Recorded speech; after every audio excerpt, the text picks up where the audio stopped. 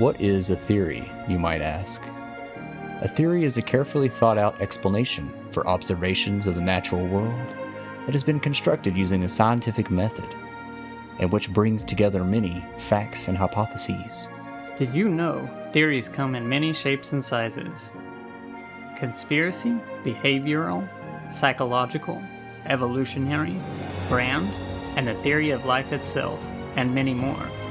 There is no lack of theories in the world we all call home. This is what drives me and my brother to question everything. We welcome you to Muse Theory Podcast. Welcome back to the Muse Theory Podcast. In this episode, we are continuing with the decades theme. This time, we'll be looking back into the 1950s. If this is your first time joining us, last episode was our first episode ever, and we started with the decade me and my brother grew up in, the 1990s. If you would like to hear that, feel free to go back to the previous episode and enjoy some nostalgia and some good theories. But before you go, let me tell you why you came here in the first place. Like I said earlier, this is a theory podcast that me and my brother co-host. And if you are interested in going down rabbit holes and want some realist and open-minded discussion at the same time, this is a good contrast me and Brandon offer. So with that, let me introduce my co-host, Brandon. How you doing, man? Hello, it's me, Brandon. How's everyone today?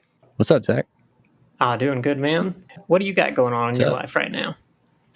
Well, since the last recording, I have woken up a million times, took my son to school. I have, I've living that life since the last episode. I've probably put out 40 TikToks and every other social media videos on my channel as well. So I've been busy with that, doing the dad life, cooking things, making late night food runs, of course, staying up too late. Some of the other things I've been doing this morning actually was a pretty hectic morning. I overslept. Shout out to the people who stay up too late and oversleep. I should have counted more sheeps that night, but I was late. Yeah, it would have helped. But anyway, so I was late this morning taking my son to school, got there at the last second, and then I started driving down the road to go get some McDonald's for breakfast, and I get a call that he has pink eye. So I have to turn back around, pick him up, make an appointment. Oh, man, and apparently it wasn't pink eye when we got to the doctor. It's just some sort of infection, so yay, dad life. So just living a dad life. What about you, bro? How's your week been? How's work? Well, it's actually funny that you bring up eye-related things because, guys, I'm what's called, and this is something that I want to slowly, just through this little segment of whenever I tell you about my day, I'm going to try and let you know what my job is and what I do. Because actually, the majority of people that know what my job is, they don't know the name of it. They've never heard of it. I'm what's called a optician, specifically a state licensed optician. So with Brandon, what he just said about eyes, I don't deal specifically with eyes. I deal with the hardware surrounding the eyes. So I'm the guy that you would come in and see with your prescription. See. I'm the guy that you would come in with your prescription after you see the doctor to get fitted for glasses or fit for contacts. So I'm going to take my time each time you look forward to this. I'm going to tell you one little factoid about eyes, about glasses, about contacts, and what I do, just to bring a little bit of awareness so you know what the other part of the 3 different O's in the optical world is. So that's what's going on with me. I'm looking forward to hearing these. Good. These O's. There's 3 O's, and we'll get into what those 3 O's are next time. That'll be something you guys can look forward to. Dang it. I was so excited. You'll never share that with me. Oh, yeah. No, I mean, he already knows. But actually, you probably don't. This will be a learning experience for everyone. Even Brandon, we'll get his genuine reaction as I continue to tell you guys these facts. I think he'll enjoy it. Could give you a dad tip or something. Actually, you guys want a dad tip? Let me tell you. I'd be down for that. Don't use melatonin too much, but if you have to, they're at Walmart. Get the gummies. That's the dad tip for the day. That was very insightful. And don't get too angry. Put yourself in their shoes. Love your children. They grow too fast. That is very helpful. Squeeze them while you can. Squeeze their cheeks. The cheeks? Well, their face. That's what I mean. Yeah, that's great parenting advice. Yes. Thank you. Okay, so with that, I hope you guys enjoy that. You can have that to look forward to every time. I also just wanted to touch on we appreciate. We're kind of looking around and seeing how the first episode was received, and we definitely appreciate everyone's feedback and support. I was surprised to see as many listeners as we did. So I really hope that you guys enjoy the decades, and we're going to continue to do that for a little while longer. But I hope you guys really enjoy hearing us and our theories. And we're in the future, we're gonna start trying to offer some special services for all of you guys. And I really hope you look forward to that. But we'll get all this out of the way. Do you have anything else you'd like to add, Brandon, before we get started? Yeah, so if you haven't heard the first episode, it was the 1990s. You can find it pretty much anywhere you get your podcast. Feel free to go listen to it if you haven't yet. It was a blast. We lived lots of nostalgia and some really cool cartoon theories, and we covered Y2K and the Waco siege and a few other things. It's a good time. So go check it out anywhere you get your podcast or youtube.com/@the Muse Theory Podcast. That's all I got to say. All right. Well, with that, Brandon, why don't you set the stage for the 50s for us? Welcome to the 50s. Join us on this venture to the decade known as the Golden Age, or the Nuclear Era, where we feel the world was going through some big changes at the end of the World Wars. The TV was invading the living room. We start to venture into space, and good old rock and roll was really coming in strong with Elvis leading the crowd. And being a theory podcast, there's nothing that gets us more excited than knowing this decade is the decade of Roswell, New Mexico, and the nuclear was all the rage. But how much room does theories have in the Golden Age? Join me and Zach as we jump back into time to help bring the 50s and what theories were born in the 50s back to life. All right, everyone. We are going to go over the 50s in a nutshell. So just like on our previous episode in the 90s where we went over nostalgia, now me and Brandon didn't grow up in this era. So we took some strong highlights and some things that we find really interesting and that we want to talk about. And we're going to go over some of that. So the first thing we're going to look through is we're going to try and look at some big hits in the 50s in the music scene. Mm-hmm. So I'm pretty excited for that because I was going over some of them. Is there one that you'd like to bring up? Because I didn't know some of these. Actually, I'm taking a glance through here. So while I do that, you bring up some ones that you felt like you enjoyed or that you are surprised to see. Well, first off, I guess I'll go ahead and I'm not really surprised, obviously, but we'll go ahead and mention Elvis. Good old Elvis. I mean, that is the strong show for sure. I mean, that guy literally, I mean, I won't ever forget about this, but the rock and roll, like Elvis ushering in that era, and then like how everyone thought it was so taboo for them to even do a little bit of movement in the crowd or for Elvis just to jiggle around. They were like, oh, jiggle. The travesty. I was going to say too, our grandmother, she was obsessed with Elvis. Do you remember that?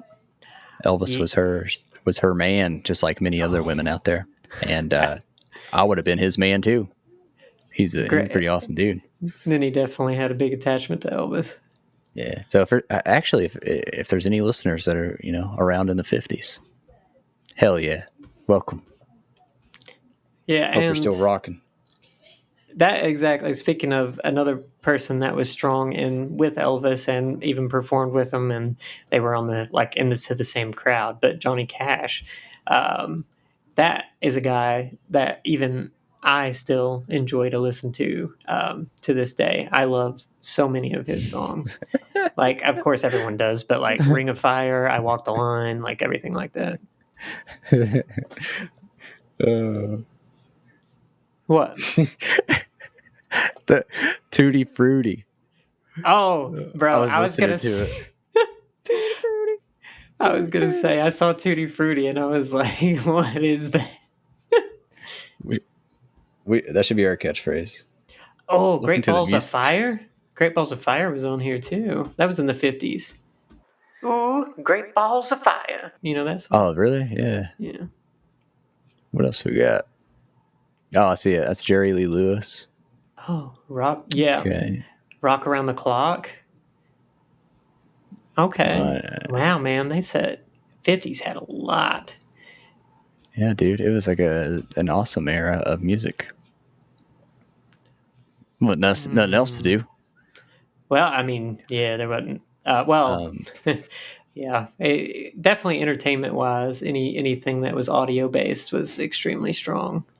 Well, that and because of the world wars and all the other stuff, I think the life expectancy of our average man, average man was like 40 or 50.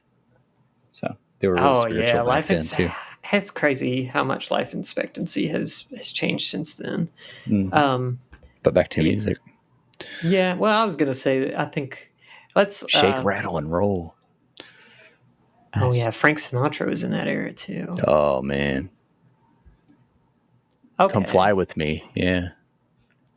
I think let's take a look at another interesting one that me and Brandon have a chance to glance through is that you would be surprised that some of the shows that came out of the 50s, because TV was just literally getting its start, like invading the living room and everything, like just like we said in the intro. This is radio was extremely strong at this point, and it was the main thing for news, entertainment, and everything. So this will be interesting for you guys. Let's take a look at some of these.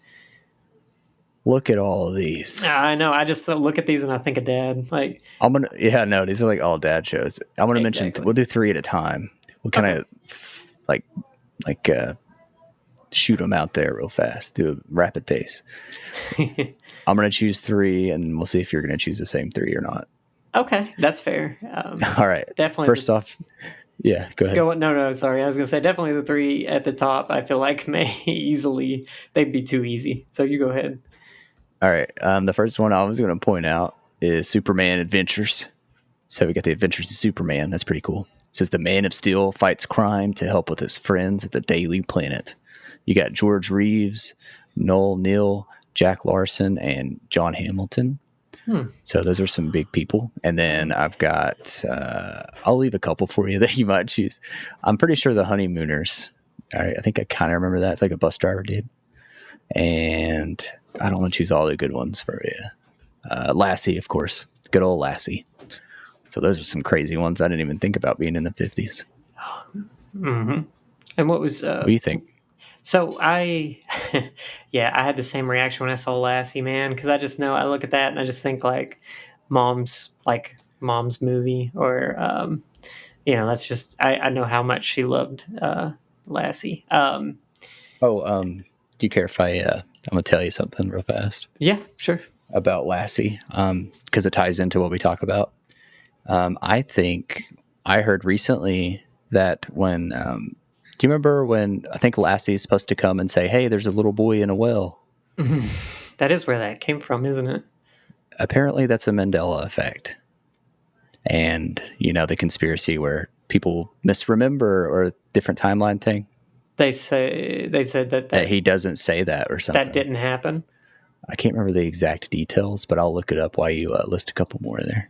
Okay. Well, okay. So for me, some of the ones right off the bat, I mean, I Love Lucy came out of here, which I'm sure a lot of people know. But that, if you don't know what that is, that definitely was a strong strong show for the era. It was the classic like husband and wife scenario of back in the 50s. The idolized like stereotypical husband and wife relationship. Then there was Leave It to Beaver, which is just it's a good one. That was a good one. Dad was a big fan of that. That was generally just a show that showed like good values and how to be a good a good suburban boy, and just the general like growing up in Good America in suburban the boy. 50s. I mean, just growing up in America in the 50s. Yeah, then there's Honeymooners, which is the guy that shakes his fist at his wife all the time and says, "One of these days to the moon." One of these days. Straight to the moon. I forget what his wife's name is, but what is it? The Three Stooges? When was that? Do we know? Was that close to the same era, or was that like 60s probably, or 70s? I'm Maybe? actually not sure. But I do have think I think you're right, actually. But go on. Okay. I do have the answer real quick. I'm going to let them know about the Lassie thing. So check this out. This is going to blow your freaking mind. Everybody probably, unless they already know. Since me and you, Zach, sounds like we're in the same dimension, thankfully. Luckily. Okay. So when most people think about Lassie, they have a memory of Lassie alerting people to Timmy being stuck in a well. Do you remember that, Zach?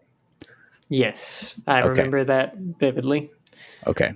Well, guess what? As the Mandela effect would have it, little Timmy fell into a lot of things in this reality, but a well was not one of them. He never fell in a well. Timmy never fell in a well. There you go, folks. Literally, the saying is "Little Timmy fell in a well." I know, because I'll be like, my cat will come running and meowing at me, like, "What's wrong? Little Timmy fell in a well." Yeah, everyone says that. Are you saying that never happened? That never happened. That's crazy. Yeah. Okay, so if you guys want to see more about that, we may in the future plan on talking more about the Mandela effect. But that might be something we go more in depth on. That's definitely interesting, though. Let's see. Okay, so with that, TV and music was big then, but we want to kind of look over some of the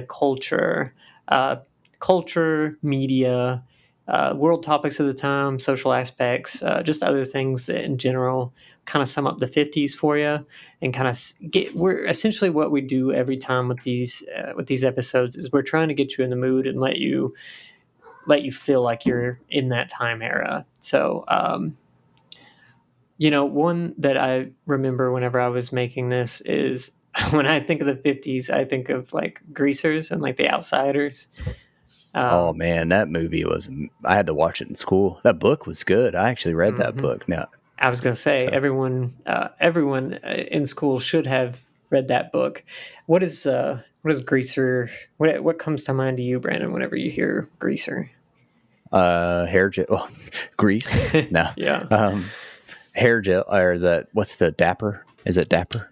Oh, is that the name of the goop? Yeah, like I'm a Dapper Dan. I'm a Dapper Dan man. Yeah.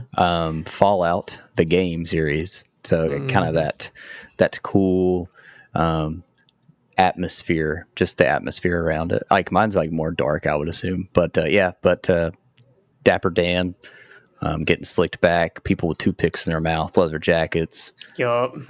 That's a visual image for you if you're curious what a greaser is. Come here, buddy. I'm gonna pop you a good one. I'm gonna box your jaws. Or something like that.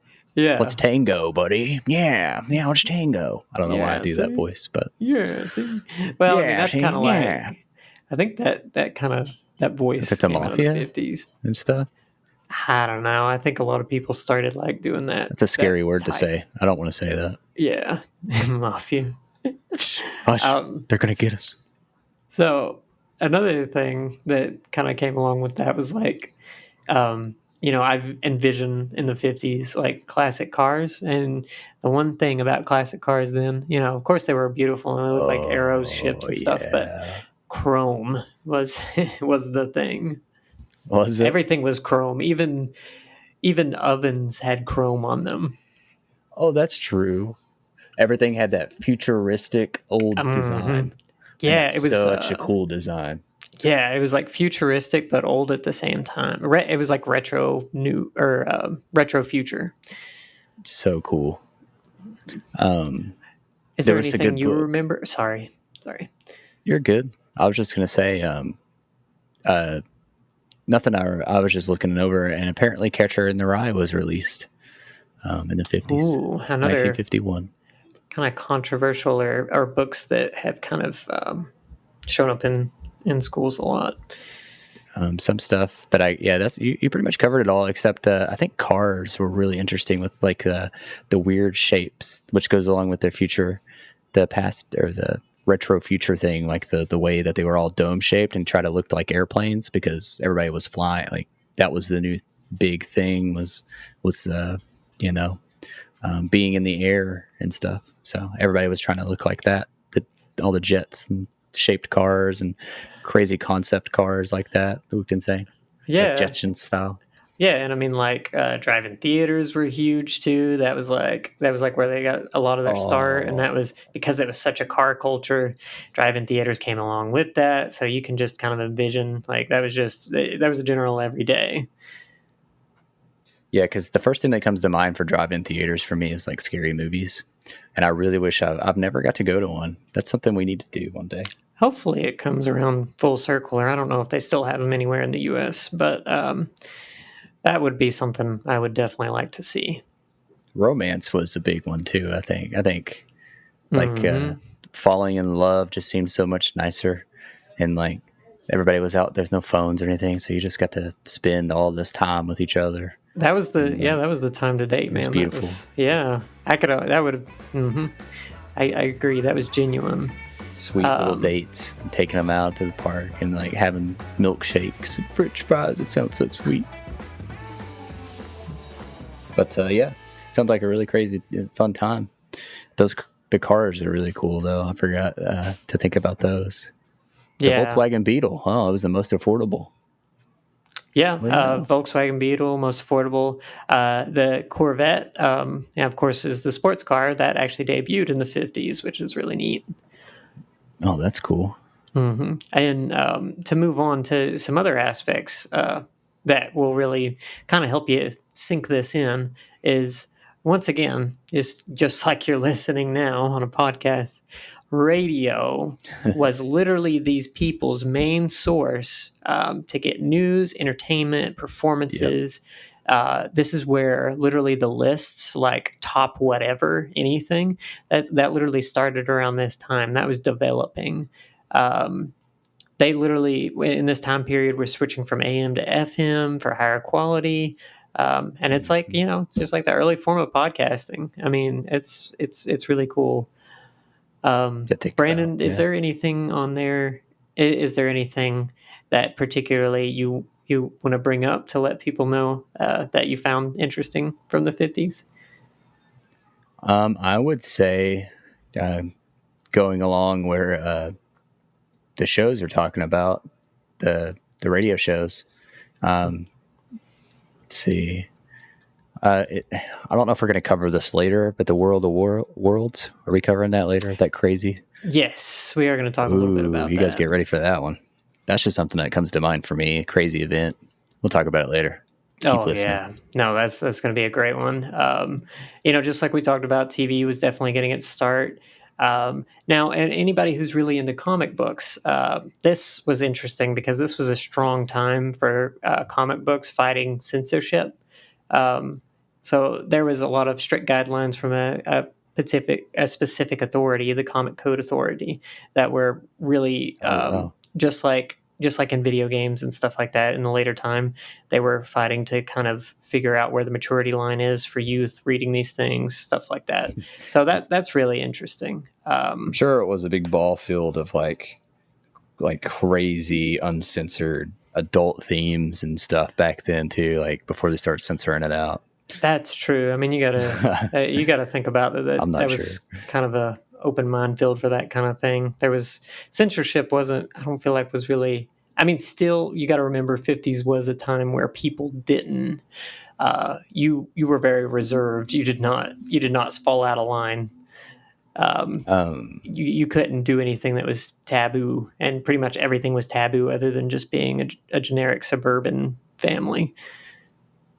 Speaking of comic books, the first comic strip was released in October 2nd of 1950. And you know what the name of that one was? It was a newspaper one. What was that? Peanuts. Oh, Peanut? Really? Yep. It was created by Charles Schultz. and it was a hit feature in many newspapers. There you go. Little That's fact. cool. And Yeah, that's where Peanuts come from. Good old Snoopy. Yeah, I was gonna say that's beloved. That's cool Crazy, to figure out where it came from. Mm-hmm. That's pretty crazy stuff. I didn't know all this. Love it. Did you guys know all this? Let us know on the radio. Come listen to us on FM. 1950.7, the Muse Theory Podcast. That's right, coming to you live. That'd be fun. That'd be so fun. That way, yeah, it would be that's what we're interesting. doing, I mean, that's literally what we're doing. Next up is Elvis. Welcome to the stage, Elvis Presley, everyone. That'd be so cool. Get to announce him or something. Yeah, being a radio announcer in the 50s, I'm sure. Yeah, that would have been an interesting career. There was some other things going on at the time in the 50s as well. Like there's some world topics. Like this was a rough time for the Cold War. There was a lot of scare going on with that. But on that same note, with everything going on with the Soviet Union and the U.S. and all these nuclear things and fallout shelters, like people were really scared, like with the Cold War and everything like that. But on the positive side, Brandon, I want you to get your opinion on this, and Sure. it definitely be cool because of Fallout the game. Yeah. But atomic energy and nuclear power plants, this was there was a lot of support in this in atomic energy and nuclear power because of the massive potential to power cities. So it did have a positive side as well. Clean energy. I mean, that's the goal. So it's kind of it's definitely a back and forth there. Yeah. Yeah. I think like we struggle with that now, isn't it? It's clean energy, but there's nuclear waste, of course. I'm not sure how any of that stuff works, but there's always some debate to that. But yeah, I was looking over some news from the 1950s. I'll do a couple just little bullet points of them. I won't read anything about them. There was the Battle of Osen. There was something called it was a report to President Harry Truman. It was steps to deal with the Cold War. So I read a little bit about this one, but I won't tell you much. It's called the NSC 68 report. And then there was the Great Brinks robbery. So it was a Brinks armored car deposit was robbed. So the pretty crazy stuff going on there in the newspapers. Oh, that's very interesting. I'm sure the newspapers from the crazy time, stuff. You'd see a lot. Do we want to cover fashion? Oh, there's some games. Tennis for Two. There you go. It was the first computer game. Oh, really? Tennis for Two is the name of it? Yeah, it was invented in the USA by William Higginbotham in 1958. He created it by keeping the Donner Model 30 analog computer in mind so it could simulate graphics. It used an oscilloscope, and it had two custom aluminum controllers. They were probably chrome. They were probably chrome. That is a guarantee. I don't know if it's debated or controversial, but apparently this is the first video game besides Pong, I would assume. Well, that's interesting. Yeah, because I was going to say Pong, the computer game, popularity-wise, is the one that tries to hold that crown. There's some sports stuff. We'll go over a couple things just real fast before we jump into theories. Unless you had something else you would like to mention. The only thing that I'd really like also to bring up is just to kind of really get everyone on the same page here is that, the life and the standards that we're used to now. So like suburbs popping up, like American life, the traditional day-to-day grind, like neighborhoods with white picket fences, like this was all just developing after after the world wars and everything. Like that's what the 50s kind of brought all that about. Like families moved out of urban areas and into suburbs. There was a whole sense of community. The American dream was a strong thing, but there were also Dad. Yeah, American Dad. That's that exactly. I mean, that's just a great example of modern times. But yeah, I mean, it's just all this like conformity and social norms. Like you had to fall in line, otherwise you were an outcast. Like, but that also is why the outsiders and greasers and stuff like that become very big because they were, trying to go against that. Rebellious. They were Yeah. rebellious. But yeah, family and gender roles were also very big and traditional. So men were breadwinners and women stayed home and cooked and took care of children. So it was that's really my big things that I want to get across. Yeah, it was definitely a different time, that's for sure. But it was very a patriotic time. Very patriotic. Oh yeah. Very. Yeah, Yes. they were very strong and supportive country, especially because of where they just came out of that war, and it was a prosperous time. Just picture like a dude whistling with a cool little hat on his head and in a business suit, holding a briefcase, walking down the street with birds chirping, and just having a good old grand dapper time. Yeah, just the jaunty tune, and he's like whistling and wagging his finger while a bird's following him by, whistling. People driving by in their space cars. Yes, there's a burger joint everywhere, full chrome. Oh man, it sounds like a good time. That is great. But that's about just looking in the sky, waiting for bombs to fall. Yeah, it's we're gonna die. Also, there's a fallout shelter on every corner. Oh yeah, that's crazy. Talk about a little bit of the sports stuff, but we just talk about it right here real quick. Did you know the Cleveland Browns won the 1950 National Football League championship game over Los Angeles Rams? Ooh, well, I can tell you, my father-in-law, if he said he was going to be listening, he's a massive Browns fan. But yeah, that's pretty 50s. It's going to be fun, guys. Get ready for it. Oh yeah, whenever we come back, we'll be getting into the theories.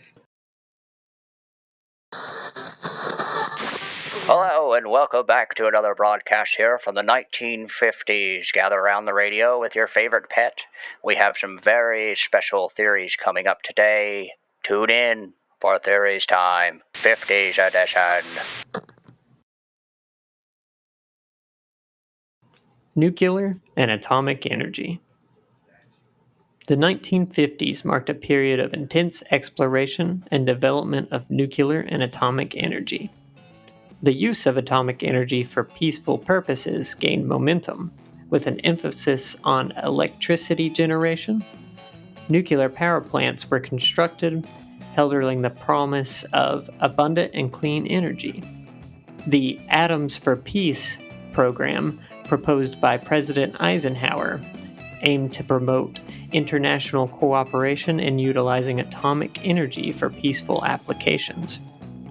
Simultaneously, the 1950s witnessed an escalation in the nuclear arms race between the United States and the Soviet Union. Both countries developed more powerful nuclear weapons, including hydrogen bombs, and engaged in extensive testing. The fear of nuclear war and the devastating effects of radiation led to concerns about the potential consequences of these weapons. While nuclear energy held great promise, there were also challenges to overcome. Safety protocols and regulations were established to address the risks associated with nuclear power plants and radiation exposure. The effects of nuclear testing and radiation on human health and the environment were studied and better understood. Overall, the 1950s saw significant progress in harnessing nuclear and atomic energy for peaceful purposes, such as electricity generation, while also witnessing the risks and anxieties associated with the arms race and nuclear weapons. These developments set the stage for ongoing discussions and debates surrounding the benefits, risks, and ethical considerations of nuclear and atomic energy. All right. Thank you, Zach. That was awesome. Thanks, bro. I appreciate it. That is, and I definitely was excited to read this summary because 1950s, even, the 90s had a lot going on, but this particularly, there's with nuclear and atomic energy and all that stuff. It's interesting, the theories that can come out of that. Do you want to go ahead and read the first one there? Yeah, actually, would you care if I talked about one of these that I wanted to talk about real quick? Oh, sure. Yeah. Okay, I wanted to talk about UFOs and nuclear weapons, just to kick us off a little bit. Yeah, that's a good way to start. Yeah, so there's a lot of conspiracy theories connected to UFO sightings. Um, they're usually around nuclear weapon facilities, which even to this day is apparently a thing. It's been speculated that extraterrestrial beings were monitoring human nuclear activities and potentially even interfering with or disabling these weapons. These theories have gained traction due to reported sightings near nuclear test sites and military bases. I think there was an event, I don't know if it was in the 50s, where a nuclear site that's supposed to be top secret. I could be wrong. I don't know the name of it or any of the details too much, but something happened where it got triggered, and then there was UFOs or UAPs sighted around that area by military. So Well, that's just a little one there. That's some of the cool stuff that I'm excited to talk about for the 50s.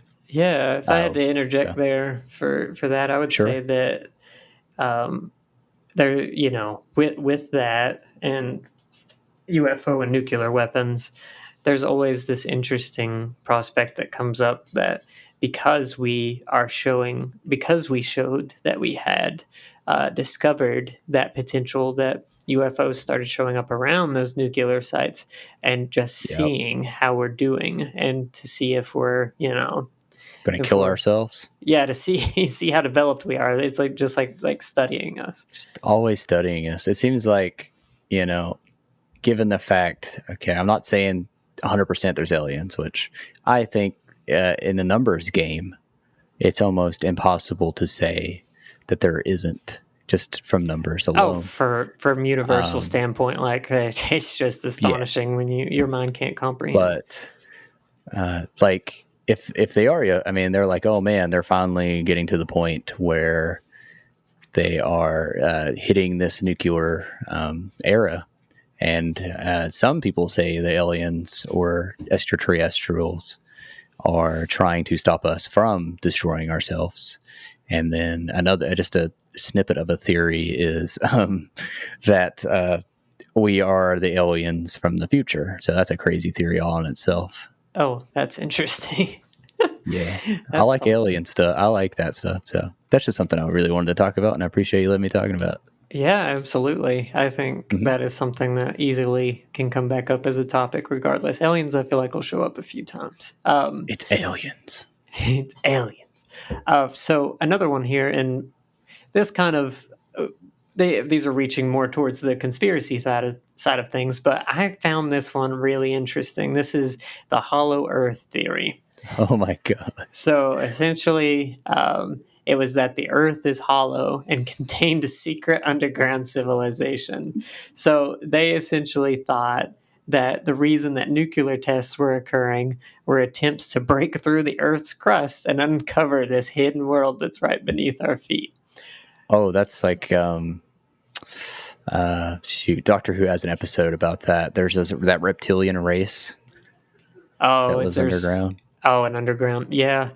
Yeah. Okay. I mean, I think it's interesting. But Yeah. as from a scientific standpoint, there's I would just have to say I don't. We know we know a lot about how planets work, but I don't think there'd be a civilization under there. I'm not 100% sure. There's no guarantee, but at the same time, it would be crazy, especially if they were just like bombarding the surface, just trying to break through to this civilization. Let us in. Let us in. We want to see you. Hello. The deterrence theory. Now, this one's pretty cool. The concept of this theory is that it played a really big, crucial role in Cold War nuclear strategies. Actually, this theory is basically saying that it's possessing a significant arsenal of nuclear weapons would deter adversaries from launching an attack. The potential consequences would be mutually assured for destruction or MAD. Deterrence theory has influenced nuclear arm races, dynamics, and strategic thinking. This So, one is pretty super insane. cool. This one is super cool because what I really like about it is I mean, it is a theory, but it works. It's an applied thing. It's because mutually assured destruction. So it deters. Exactly. Yeah, just because of the fact that, well, if you blow me up, I'll blow you up, and then we'll all die. So Yeah, I'll it's take you worked out so with me. far.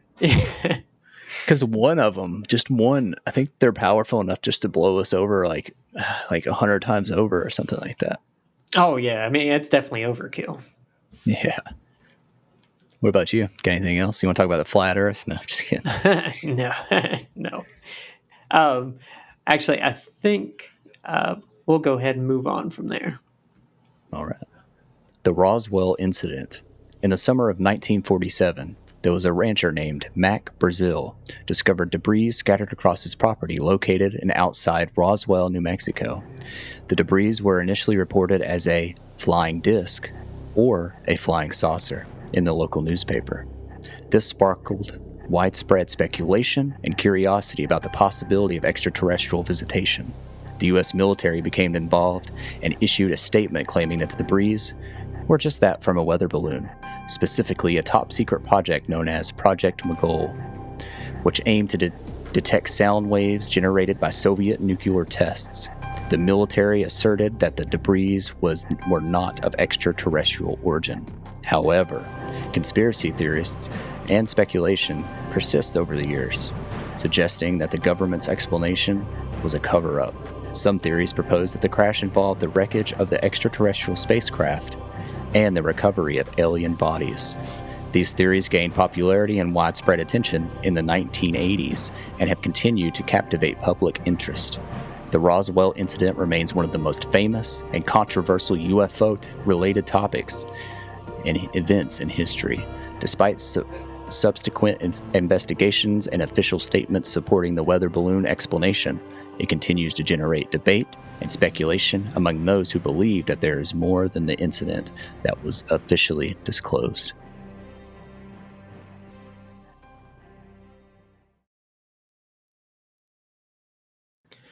Well, I have to admit, Brandon, this is definitely the one for you to read because we have a lot of interesting theories to go over. Yeah, I'm excited. I'll let you choose the first one. Oh, okay. There I you was go. going to say, all right, I'll start us off strong here. Let's see what I've got. I say I will do. Oh, there's so many good ones. Yeah, there is. I'm going to go with psychological warfare theory. So there's this less popular theory that suggests that the incident was an intentional deception orchestrated by the government for psychological warfare purposes. So this theory argues that the government staged the event to sow confusion and misdirect foreign adversaries during the early stages of the Cold War.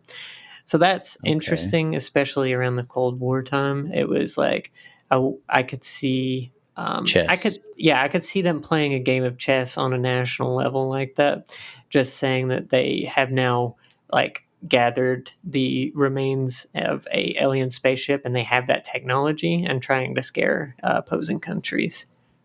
Well, that and like if we can tie it back even to recent events, not even a few months ago when there's UFO sightings all over the place, and everybody started to panic, and then with the release of new UFO footage from I think it's Tic Tacs is what they call that footage. Mm-hmm.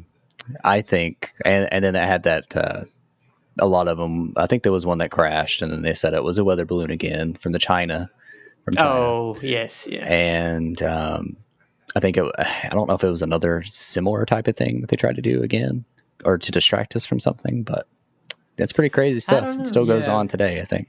That's right. There was like 4 weather balloons in a row. I forgot about that. Yeah, right. It was all over TikTok. Yeah, it was. Crazy stuff, dude. Yeah. Let's talk about the time travel or interdimensional travel. Oh, this is a great one.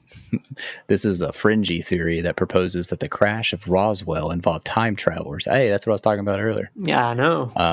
Or beings from other dimensions. Now, this suggests that the strange characteristics from the debris and witness accounts could be explained by unconventional forms of travel or that are beyond our current understanding of physics. So, like that silent propulsion, Then what's that propulsion? There's a propulsion that's called, God, I can't think of the name of it, but it's like almost like using magnets. I don't know, or something like that, or it bends space time or Yeah, something. I know there's magnetic force that can create so much or so little amount of friction that you can like slip space time or something like that. There's I'm been probably grossly underestimating this, but yeah. there's been studies. Speaking of time travel and interdimensional travel, that apparently, like consciousness, apparently humans, according to some studies, I don't know if it's true or whatever, but you know, that's it. It explains something about why time is just perspective from each person, and you can like why everything's different for each person, like time specifically. So there's something Yeah, cool about that. I think one thing to say about for the future as well, because there's something that just absolutely drives us crazy that we love to talk about. There was this.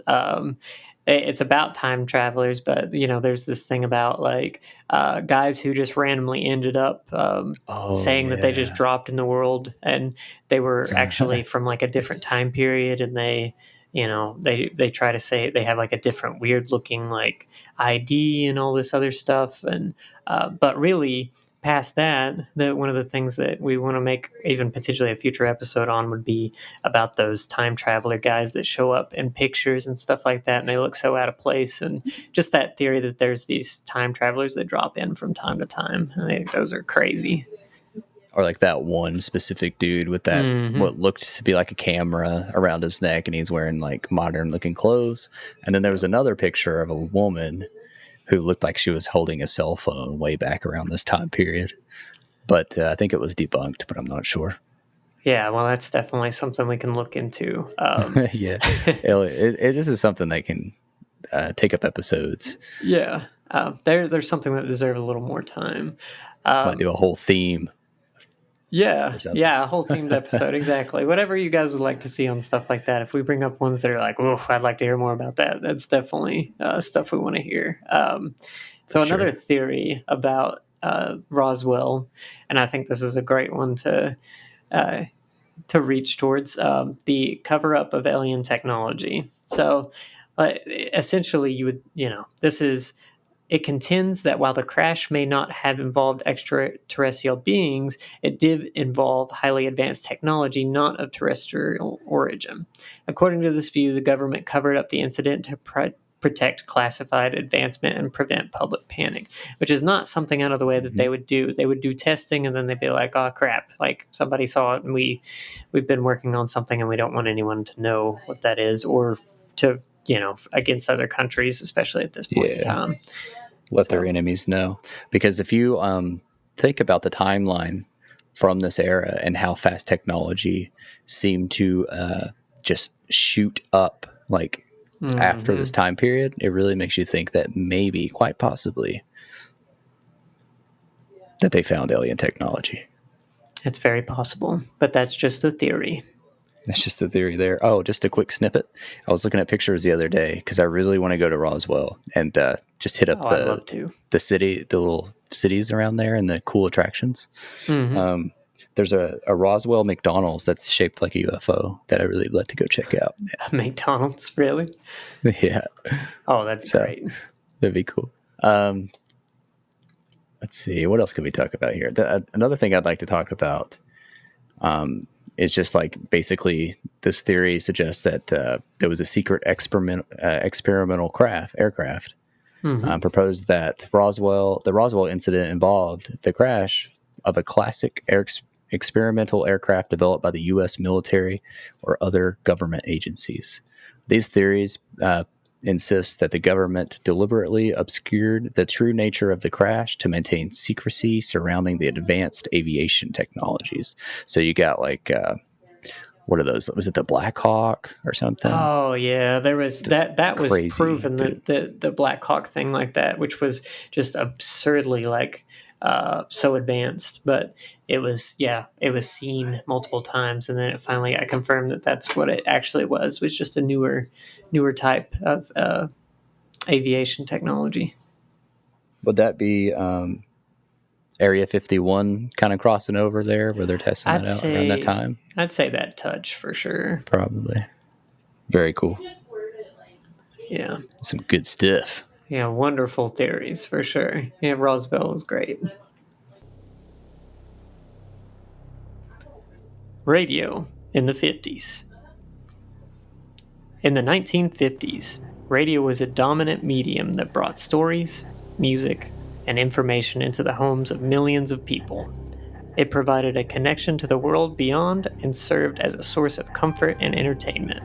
However, radio also had the power to create an eerie and mysterious atmosphere, captivating listeners with its ability to engage the imagination. One notable example is the infamous War of the Worlds radio broadcast, which originally aired on October 30th, 1938, but had a lasting impact on radio's eerie reputation throughout the 1950s.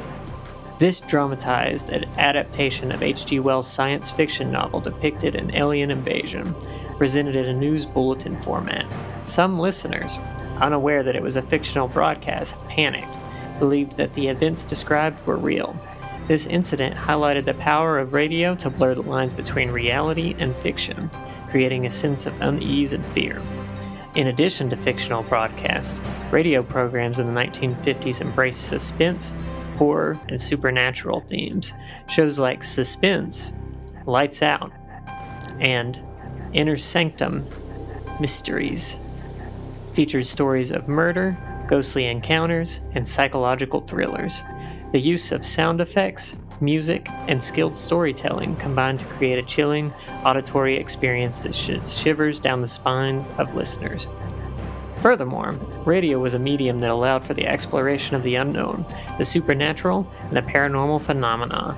Shows like The Shadow and The Whistler introduced mysteries and enigmatic characters that played on listeners' fascination with the macabre and the unexplained. The 1950s marked a time of technological advancement and cultural shifts, and radio was at the forefront of these changes.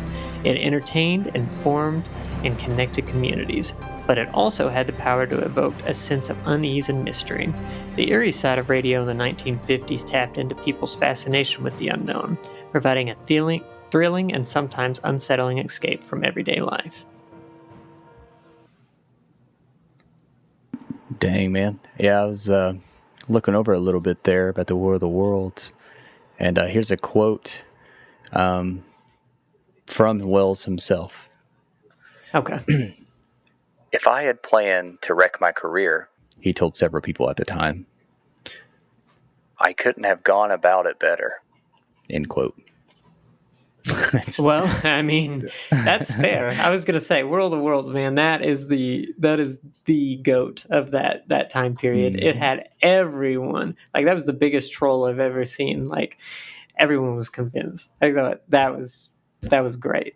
Yeah. So basically, what happened was it was just a entertainment of an artificial like movie. Basically, it was It was talking just like a about narrative. aliens and spaceships coming down and attacking, and people took it so seriously that there was like mass people killing themselves, mass stampedes, and angry listeners threatened to shoot him right on sight. Like it's crazy. So you could definitely see how easily people were convinced, and that is a great segue into the first theory about radios in the 1950s, which was brainwashing and mind control. So, Oh man, inspired by the rise of psychological warfare and Cold War anxieties, some theories propose that certain radio shows were used as tools for brainwashing and mind control. The idea was that these programs could subtly influence listeners' beliefs, emotion, and loyalties to serve specific political or ideological agendas. Yeah, so I mean, just easily, like, every form of media can be a way to kind of control masses or get people, get people to understand your narrative, and to kind of lean people in directions. So I would not say that's out of the realm of possibilities. You are thinking on giving us a 5-star review. Yes. Is it You working? will always listen, and you will listen to every episode of the Muse Theory Podcast. Is it working? Follow us on all the major podcast platforms. Something I wanted to mention to if any gamers are out there and you really want to take a trip close to the 1950s about basically what we're talking about, go play Destroy All Humans. Play the remake. Oh man, that game is so fun. You play as an alien, and it's basically everything that we've talked about with the mind control, and it's even got newspaper clip. It's so cool. But anyway, I'm going to go on over to the alien and government conspiracies. Oh, that's a great one. Drawing inspiration. Oh yeah, dude, for sure. Drawing inspiration from science fiction and conspiracy theories, shout out to Doctor Who. Some speculations suggest that certain radio shows, particularly those dealing with extraterrestrial or supernatural themes, were intentionally created or influenced by government agencies or secret organizations, which would be, what were they called, Zach? Come on, give it to me. Forgot. Not the Men in Black, but there was another one. Project Blue Book. No. CIA. Man, it's the people that did the mind control stuff.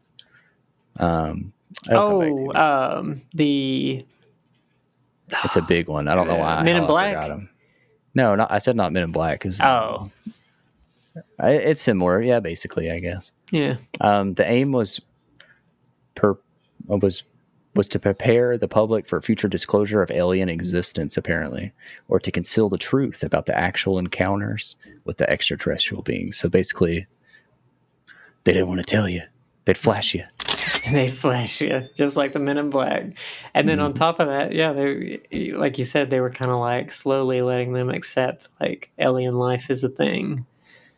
I think that's like a big thing now, like even with video games and TV shows and movies, just everything. It's like like they're slowly letting us see. You know, that's what it feels like. I mean, that's like preparing us. You know, it's like if an alien showed up tomorrow, I don't think very many people would be that terrified. That's true. We've kind of been desensitized to it. Especially where, like, I thought it was going to happen in 2019, like, or 2020. So much with everything. On. Yeah, everything going on all at once. I mean, I figured, that would be the great, like, epitome of everything is just aliens coming down. Can you believe that was 3 years ago, man? Feels like 3 hours ago. Yeah, basically. Yeah, 3 years come and gone, man. I'm glad to be on the other side. Yeah, me too. So let's see. There's one I want to leave for you, and it's at the very bottom there, and I want you to read that. But I'm going to choose the one right above that, which is radio as a portal to alternate realities. So we're going to go into the conspiracy one here a little more. Drawing from science fiction and speculative fiction, the theories suggested that radio broadcasts had the power to transport listeners into alternate realities or dimensions. It was theorized that tuning into specific frequencies or encountering certain transmissions could lead to experiences beyond our conventional understanding of reality. So I questioned this when I read it because I was thinking more visual aspects would be the things that would cause you to be altered or transported to realities. But then whenever it brought up frequencies, I was thinking that'd be, like specific frequencies and like vibrations and all that stuff is what they always say can cause major shifts and changes and everything like that. Yeah. Pretty crazy. Yeah, that one I thought was very interesting. But yeah, I mean, that's, I think, and not specifically that maybe it's a portal to alternate realities. I mean, I feel like people were very, they like to have a little bit of fun and come up with some ideas for sure. But I think there definitely is something to be said that you can tune your body to certain things. Well, I mean, like when you're watching a TV show or a movie and like your peripheral vision just seems to disappear and somehow you're just like, well, I'm very impressionable given a lot of things, but like, yeah, it just seems like almost like a portal. Like, I guess you could say screens or a portal. Well, so it's not too far fetched to think that, radio, it makes you in your head go to a different reality. You know what? You're exactly right. Because think of it this way. If you are the type of person that is very big into reading books, eventually those words on a page will just blend together, and you eventually are. Some people say that they get movies in their heads that while they're reading, it just becomes like, they start visualizing everything. I can't do that, but like every morning I wake up with a song in my head. It's annoying. Oh, I think The other day it was Bo Burnham. So. Yeah, isn't it weird how it just kind of takes over sometimes? Yeah. Speaking of communication. Taking over radio. This one is communication with the deceased. So building on the spiritualism and seance traditions, some theories propose that the radio shows could felicitate communication with the deceased, which before I finish this, I'll read it. It was speculated that specific frequencies or electronic equipment used in broadcasting allowed spirits or ghosts to transmit messages through radio waves, which is basically what I'd like to talk about, because I talk a lot on my channel, if you don't mind me plugging it. Go for it, man. I'm Bobby Random. I do Bobby Random Reacts on YouTube, Twitter, Facebook, Instagram, all those places, TikTok. But anyway, so basically, it's still the same kind of concept today with the radio. It'll rapidly scan through FM and AFM channels, and it creates what's called white noise. And it's believed that these spirits can manipulate that white noise and allow their voices to come through. Because the crazy part is there's so many new technologies that can filter out a lot of those white noises. And what people don't understand is it goes so fast. Like these stations go so fast that it's almost impossible for these words to come through like in the right. And what really blows your mind is when somebody's trying to communicate, they'll ask a question and they'll wait a few seconds, which you're supposed to wait 15 seconds. But they'll ask a question and then an intelligent response usually comes through. So I believe this theory. I think that'd be crazy. Well, I don't know if I believe that just straight coming out of the radio station. So, I mean, it's possible, but that's a good one too. Thank you for that very in-depth analysis of that. That really broke that down and helped explain that. I just wanted to mention too about talking boards was another form of communication, which was like the early days of the Ouija board. Oh yeah. So pretty exciting stuff there. Yeah. Don't use Ouija boards. Yeah, definitely don't. Not worth experiencing. I'm not doing it. So with that, radio was a very strong thing in the 50s, and there was definitely a lot of speculation and mystery around them. All right, guys, that last theory there was wonderful about hearing about how ghosts potentially could come through and invade our ears. Yeah, spirits all around us. So all of our theories that we had talked about today were all very interesting. I mean, we did radio, we did Roswell, and we also we did just nuclear stuff too. We did nuclear and atomic energy. So, Brandon, out of all of that, which was your favorite topic, and what theory was your favorite? My favorite topic would probably be just Roswell in general. It's one of the most notorious, famous things that have ever happened. I'm not 100% sure what actually happened. I'm not saying it was UFO, but definitely something crashed that day. So, I mean, that's probably my favorite topic. Anything to do with aliens or stuff. Oh, yes, absolutely. I love space, and aliens potentially could be there as well. So that's definitely bipartisan. I can enjoy them. Oh, yes. Did you have anything else you wanted to add on that? No, sounds good.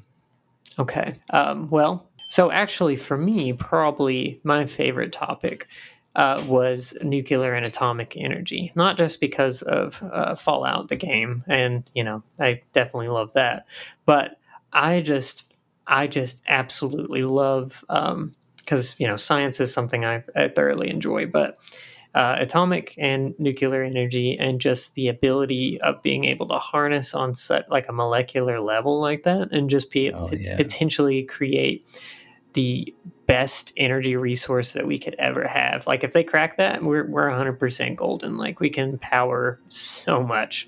So that would be my favorite for sure. Sounds awesome. I mean, we're not saying we're for nuclear energy, but it's pretty awesome to think about just the science that goes behind it. Exactly, the prospect of it, 100%. Yeah, it's pretty sweet stuff. And with that, guys, we are reaching towards the end of our episode here, and we really just want to have a heartfelt thanks for you guys listening, honestly, along on our journey here. As we continue down the decades, the 50s was great, and we really hope that you enjoyed the topics that we covered today. And just like we brought up earlier, if any of those were interesting to you that we kind of went a little more in depth on that you'd like to hear in the future, please let us know. And we would also, of course, once again, there's one working behind the scenes here that definitely has my heart. Haley, my wife, got to thank her for the work that she does on the podcast here for us. Thanks, Haley. Yeah. What about you, Brandon? I would like to thank my kids. I want to thank my mom first off. Happy late Mother's Day, Mom, if you're listening. I love you very much. And I want to thank the wonderful mother of my children for always being there to support me and taking care of the children right now as I talk into another piece of styrofoam. And thank you guys for listening. And make sure you check us out on all our social plugs. That'll be Facebook at the Muse Theory Podcast. We've got Twitter at the Muse Theory Podcast. YouTube, same handle. What's the subreddit, Zach? The subreddit is the Muse Theory Podcast. Each word is capital. And of course, they can also find us on TikTok at that same there. And Instagram. Instagram. I was going to say, because Reddit would probably be a really fantastic place for them to let us know if there's to talk to us and see what's going on. Yes, feel free. Absolutely. We would really like for you to get on the subreddit to submit ideas that you would have for us or to reach out with ideas of your own. Absolutely. And if you would like to catch me and hear more of me, I'm at Bobby Random on Facebook. I'm at XBOBX19 on Twitter. And Bobby Random Reacts on YouTube as well. So if you want to hear some spooky stuff, come on over and join me there. Oh, definitely check him out. He has great stuff. Oh, you're too kind. It's actually pretty terrible. But if you want to come see it. Thank you guys so much for listening. We appreciate you.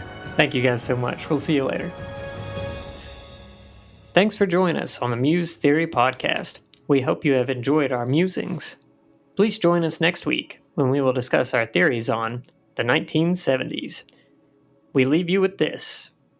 The world is full of questions, and all we have are theories.